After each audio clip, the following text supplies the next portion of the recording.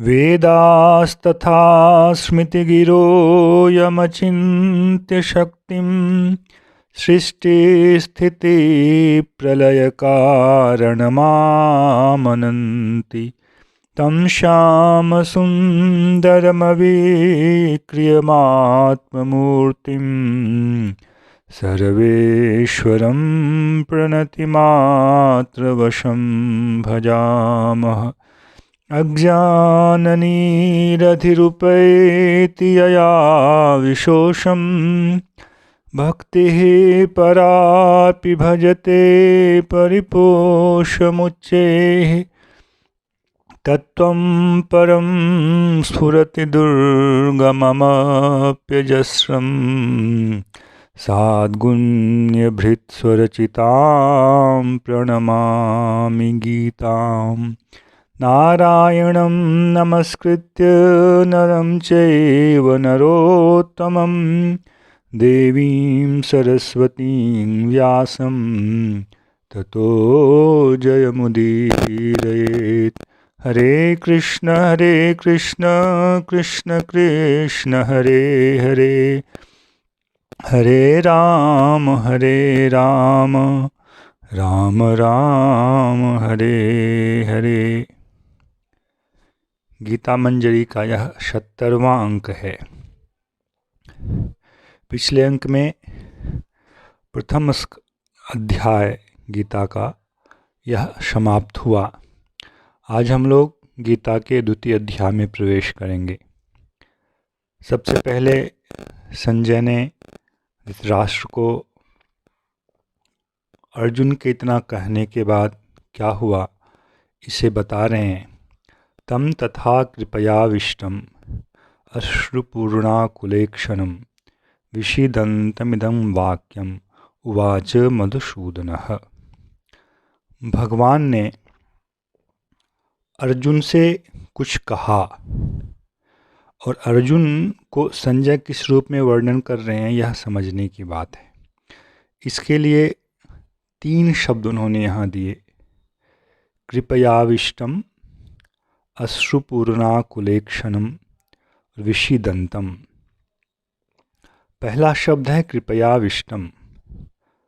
अर्जुन जो युद्ध से विरत हो रहे हैं, उनकी जो यह स्थिति है, इसमें स्वजनों के प्रति कृपा अर्थात दया, यह बहुत मुख्य कारण है।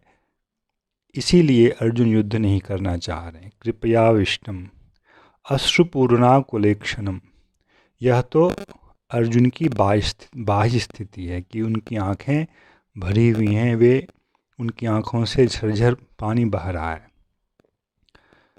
किंतु कृपयाविष्टम यह अर्जुन की आंतरिक दशा है और अश्रुपूर्णाकुलेक्षणम यह अर्जुन की बाह्य दशा है। विषीदंतम, अत्यंत विषाद में है अर्जुन कि मुझे क्या करना चाहिए नहीं करना चाहिए, इसका निर्णय वह नहीं ले पा रहे हैं। तो भगवान अब ऐसे अर्जुन से क्या कह रहे हैं, संजय उसे धृतराष्ट्र को सुना रहे हैं। श्री भगवान उवाच कुतस्त्वाकस्मलमिदं विषमे समुपस्थितम् अनार्यजुष्टमस्वर्गमकीर्तिकरमर्जुन। भगवान अर्जुन को कह रहे हैं, कुतस्त्वाकस्मलम इदम विषमे समुपस्थितम। ऐसी विषम परिस्थिति तुम्हारे बाल्यकाल से लेकर अभी तक धृतराष्ट्र के पुत्रों ने तुम लोगों पर अत्याचार किया, तुम लोगों को वन में जाना पड़ा, समझौते के सारे रास्ते बंद हो गए, अब युद्ध की स्थिति आई है, दोनों सेनाएं आमने सामने खड़ी है। इस विषम परिस्थिति में तुम्हारे अंदर यह कश्मल कहाँ से उपस्थित हुआ? संस्कृत शास्त्र में कश्मल शब्द का अर्थ होता है मूर्छा अथवा मोह। तो भगवान अर्जुन से यह कह रहे हैं कि ऐसी भीषण परिस्थिति में तुम्हें यह मोह अथवा मूर्छा उस स्थिति को बोलते हैं जब व्यक्ति अपनी चेतना को खो देता है। किंतु चेतना नहीं खोने की स्थिति में जब व्यक्ति अपना विवेक खो देता है तो उसको कहते हैं मोह। दोनों में थोड़ा सा अंतर यह है, मूर्छा में व्यक्ति को बाहर का ज्ञान नहीं होता है, किंतु मोह में व्यक्ति को बाहर का ज्ञान है, किंतु उससे संबंधित जो विवेक होना चाहिए यह उसमें नहीं होता है। तो मोह और विवेक ये परस्पर भिन्न पदार्थ हैं। तो ऐसी विषम परिस्थिति में तुम्हें यह मोह कहाँ से उत्पन्न हुआ? कुतः, कहाँ से? यदि व्यक्ति शास्त्र के अनुरूप आचरण करे तो उसे मोह उपस्थित नहीं होगा। इसका अर्थ यही है कि अर्जुन शास्त्र के अनुसार अपना व्यवहार नहीं कर रहे हैं। यद्यपि अर्जुन ने जो तर्क दिए वे सभी तर्क धर्म संबंधित हैं, पर कहीं न कहीं अर्जुन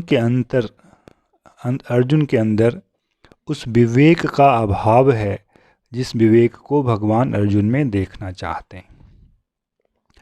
विवेक की प्राप्ति हमें शास्त्रों से होती है, यह प्रारंभ से ही आप लोगों को बता रहा हूँ। इसलिए अगला जो शब्द भगवान यहाँ अर्जुन के लिए कह रहे हैं वह कह रहे हैं अनार्य जुष्टम। तुम्हारे अंदर जो भावना है और उस भावना के कारण जो तुम युद्ध रूपी धर्म से विरत हो रहे हो, यह अनार्य जुष्ट है, आर्य जुष्ट नहीं है। जुष्ट का अर्थ होता है सेवित। आर्य लोग जिस पथ का सेवन करने वाले हैं, जिस सिद्धांत का सेवन करने वाले हैं, तुम्हारा यह व्यवहार उससे विपरीत है। आर्य शब्द को लेकर हमारे यहाँ आजकल बहुत प्रकार के भ्रम फैलाए जाते हैं। आर्य शब्द का सीधा सीधा अर्थ है जो वैदिक शास्त्र को मानने वाला है वह है आर्य, और जो वैदिक शास्त्र सिद्धांत को नहीं मानने वाला है वह है अनार्य। अर्जुन वैदिक शास्त्र को मानते भी हैं, धर्म के अनुसार वे अपने तर्क भी प्रस्तुत कर रहे हैं, तथापि उनके तर्कों में दोष है, क्योंकि उनके तर्कों के पीछे समग्र विवेक का अभाव है। इसलिए भगवान ने अर्जुन के इस मत को अनार्य जुष्ट कहा। जो आर्यों के द्वारा सेवित मत नहीं है वह है अनार्य सेवित मत, और अर्जुन का वचन इसी श्रेणी में अभी आ रहा है। तो प्रश्न होगा, अर्जुन गलत ही क्या कह रहे हैं? अर्जुन का विचार तो बहुत ही अच्छा है, वे दया के वशीभूत होकर के ऐसी बात कर रहे हैं, हिंसा नहीं करनी चाहिए, किसी को दुख नहीं देना चाहिए, भले ही स्वयं कष्ट सह लिया जाए, कितनी अच्छी बड़ी बात है। तो भगवान इसका अनुमोदन नहीं कर रहे हैं, क्योंकि जो आर्य सेवित पथ नहीं है उसके दो दोष को भगवान यहाँ बता रहे हैं। अगला शब्द है अस्वर्ग्यम और उससे अगला शब्द है अकीर्तिकरम। जो आर्य सेवित मत नहीं है उसका फल, वैसी क्रिया का फल हमारे सामने किस रूप में उपस्थित होगा? तो पहला उसके लिए बल कह रहे हैं अस्वर्ग्यम, यह स्वर्ग की प्राप्ति कराने वाला नहीं होगा। स्वर्ग हम व्यवहार से हम लोग सभी जानते हैं, यह इस जीवन के बाद प्राप्त होने वाली हमारी वैसी दशा है जहाँ हमें प्रचुर सुख की प्राप्ति होती है, क्योंकि हम लोग सुख की प्राप्ति के लिए ही अंततः सब कुछ कर रहे हैं।